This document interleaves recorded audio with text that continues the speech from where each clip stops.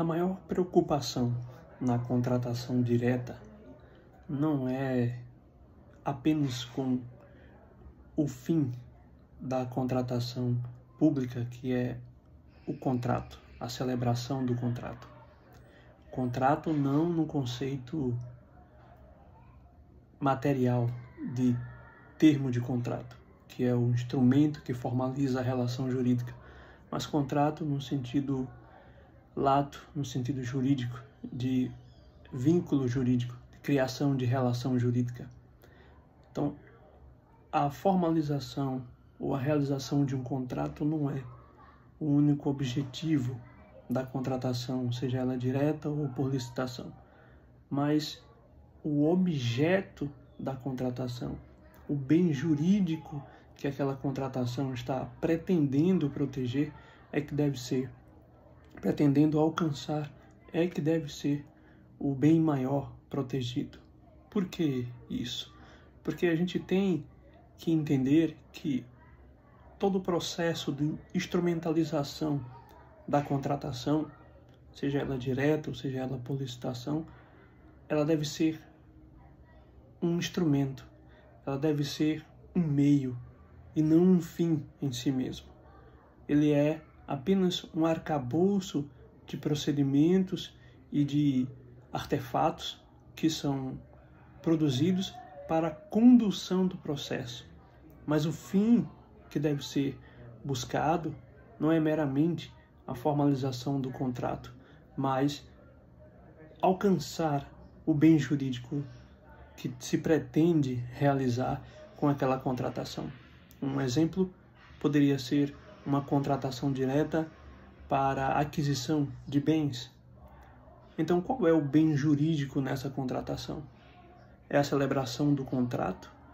É a seleção de um fornecedor? Não. O bem jurídico é aquele bem que se pretende adquirir,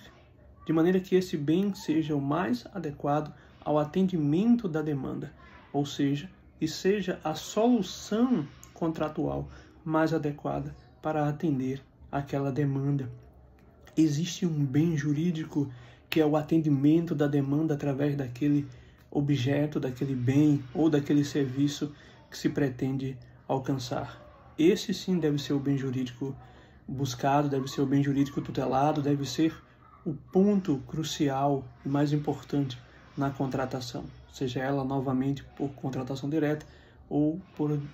licitação. Por que essa discussão é importante? Porque nós temos diversos princípios que norteiam o processo de contratação e esses princípios nem sempre eles estão expressos nas normas.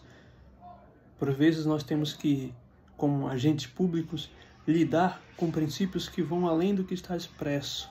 nas normas. Nós temos que buscar princípios outros que norteiam a boa conduta, mas que norteiam o fim público, que por vezes até estão em outros instrumentos normativos, como a própria Constituição ou o próprio processo civil, no que se trata de teoria geral do contrato. Então, o agente às vezes tem que extrapolar esses limites marcados pela legislação de contratações públicas, como a lei de licitações e contratos, como as instruções normativas e os decretos do governo federal, e até normas internas orgânicas, e ele deve buscar sempre utilizar essas normas ou esses princípios orientadores, norteadores, com o fim de proteger ou alcançar o bem jurídico pretendido por aquela contratação, e não apenas utilizar a norma e os princípios como um fim em si mesmo e, por vezes, sem refletir sobre aquele bem jurídico que se pretende buscar, que é a solução mais adequada para a demanda da administração. E nessa análise, por vezes, você passa por uma área de penumbra normativa,